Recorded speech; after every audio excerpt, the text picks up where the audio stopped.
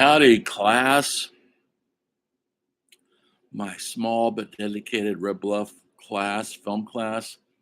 How are you doing? It's hot now. Wasn't it cold 2 days ago? Now it's hot. Climate change. Don't you love it?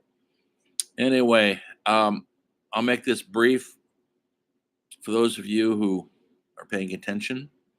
I posted the essay 7. It's in assignments, not due until next Friday. And essentially, you have a choice. You could write a critical essay about black exploitation cinema, that we saw that documentary the other day, or you could write one about women directors, why they matter. And I barely got into women directors the other night.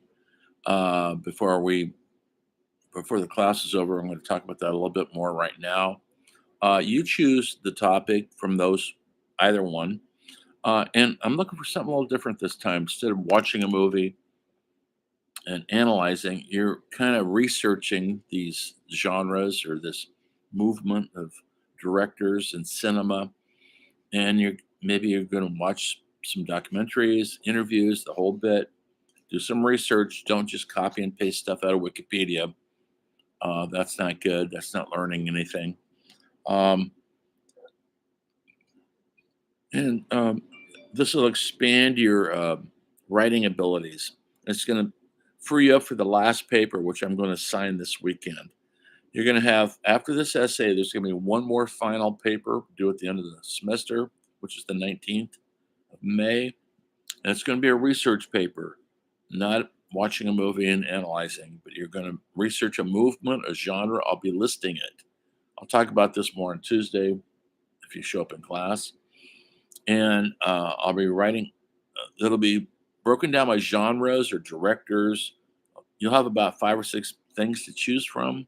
It's up to you what you choose. And if you want to choose something that's not on my list, go after it. Have had it. That's fine with me. But once again, it's a research and analysis of sci-fi genre, horror genre, a director you might like, John Carpenter or Catherine Bigelow. Remember, we saw the clips from Near Dark. You can analyze her career. But you're not just doing a copy and paste job from Wikipedia. You're analyzing their career, their visual style, who they are as a filmmaker, why they matter, things like that. And some of them won't be the obvious ones.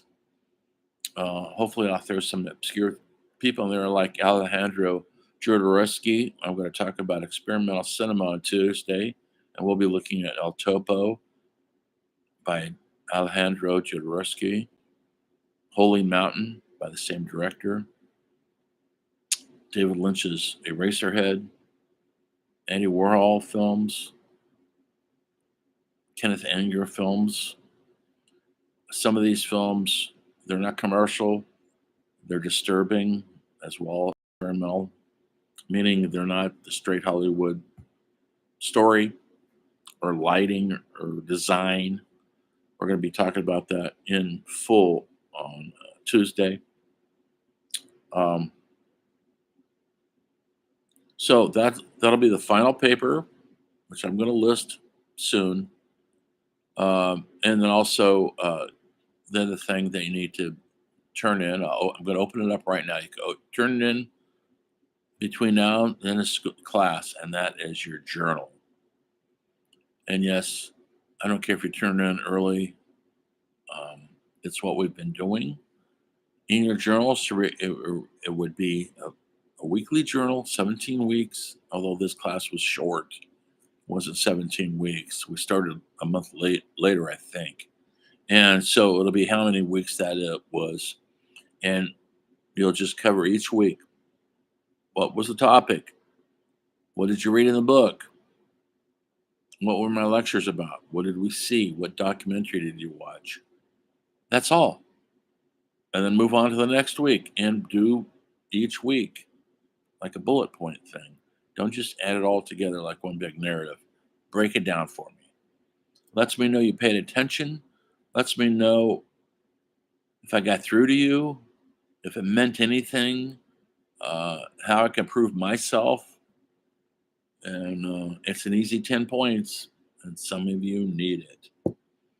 Um, Women directors. I started to get into it. I talked about Ida Lupino a bit. Look at Hitchhiker, 1952 or thereabouts. Really radical film for a woman to make. She was an actress, a very successful femme fatale actress in movies like High Sierra and other movies with Humphrey Bogart.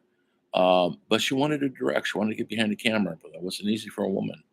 And she finally had an opportunity and got to direct some scenes from another movie when the male director got ill and he couldn't do it. And then she started a film company with her husband at the time and other people. Um, and they made half dozen films. Hitchhiker, Bigamist were two of them, all in the 50s during the Cold War, black and white. Mostly these are kind of film noir movies, low budget, with Edmund O'Brien and a couple of them. You don't need to know who that is, but he's a character actor who's in my favorite movie of all time, The Wild Bunch. He plays Sykes. Anyway, later on, I told you in class, when she couldn't get any more money to make her own private films, she started working for television. She directed everything from Wagon Train. You don't need to know this stuff. You probably haven't heard of it. It was an early TV Western. She directed Gilligan's Island, Bewitched. She directed silly comedies, but it's a living.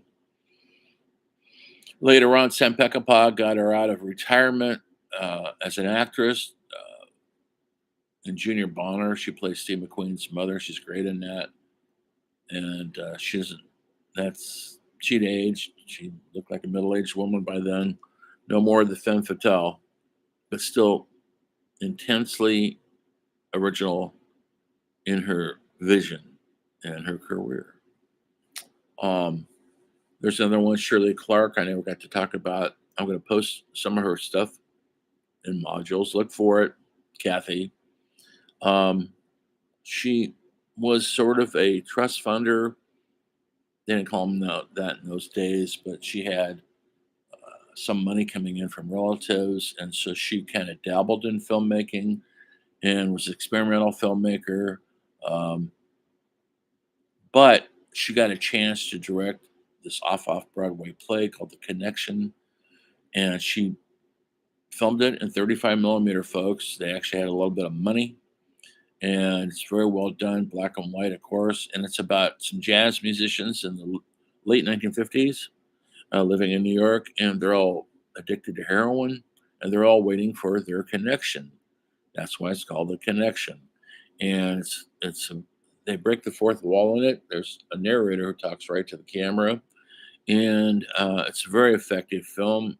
This film was very controversial. The play was very controversial when it came out because the actors, a lot of them were real jazz musicians. They actually played jazz on stage for the audience, and jazz in those days was the preferred nomenclature of artists, beatniks, and supposedly they're supposed to be shooting up on stage, and supposedly the urban myth goes they were actually shooting up on stage. They were shut down many times. Police shut them down because that's what they heard. It's kind of an urban myth. We don't know for sure. Shirley Clark never really made a movie as big as that one. She made some more documentaries on her own money. She made a film about a performer. He was a gay performer, black man, and she just filmed him talking right into the camera for 2 solid days, and that became kind of her biggest hit. I can't think of the name of it right now, but I will show a sample of it in modules. Um, it's amazing what you could do if you stick a camera in someone's face, and you might get a film out of it. We all have a story, and she got this guy to tell his story, and it was highly entertaining, almost a revolution because it's not only is he African American, he's also gay, which in 1966, whenever that movie came out, was pretty much underground. Anyway, there wasn't much filmmakers in the 60s. Really, there isn't any women working behind the camera. It just wasn't even the golden age of Hollywood that documentary had the quiz on, or the black exploitation films. No women. They're deemed not tough enough. They couldn't bring in a male project, meaning film was just too tough for them. Things kind of loosened up later on, late 80s, when the independent film started. Sundance Film Festival, people like Kelly Reinhardt, who directed a wonderful film called River of Grass, um, Penelope Spears, who directed Decline and Fall of Western Civilization, a great punk rock documentary. She also directed Decline and Fall of Western Civilization, the metal years, about heavy metal in LA. And she directed one more about street punks, not musicians, skateboarders and stuff, that came out in the 90s. In the meantime, she got a pretty good Hollywood career going. She directed Wayne's World, you know, if you know what I'm talking about. And she also directed a couple lame movies, remakes of, one was the Beverly Hillbillies, the TV series, and it's a pretty bad movie. And she also did the Little Rascals. So that's the kind of lightweight stuff they would give her to do. Nothing with substantial stories, because I don't feel women could do it. Hollywood, but she made a lot of money off those, and she retired. And she's still out there. She's my age, and she's still rocking. Her attitude and her films show it. Her independent free spirit that Hollywood likes to squash. Um, but she never had the big successes that Catherine Bigelow had. I showed you the clip from Near Dark, and she went on to direct Zero Dark 30, Point Break with Keanu Reeves, Patrick Swayze, and Hurt Locker. And she won the Academy Award for Best Director, the first woman to ever do so. In the early 2000s, and so film had been around for almost 100 years before a woman finally got the main award. Um, there's other filmmakers like Penny Marshall, who was an actress. She got to direct quite a few successful films. Um,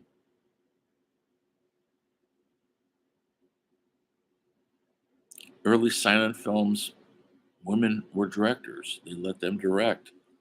Um, they didn't have this rigidness about it as it became a boys' club. It did.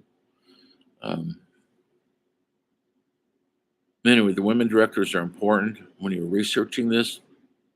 Look at all the look at some interviews on YouTube. Maybe watch one of their movies. Maybe you've seen one. Watch Break with Keanu Reeves and Patrick Swayze. Watch Near Dark, and that will tell you more about who they are and why they matter than any bio that you might find in Wikipedia. Okay, I'm going to cut it short now because I don't want to bore you guys to death. But be looking for your final assignments. I'm going to post them. We'll talk about them again on Tuesday. Good luck on this last paper. It's hot now in Reading. Last week, remember we were cold? Now it's hot. So that's it. It is Friday night. Go off and do something. Enjoy your weekend. I'll see you on Tuesday with the story film continues.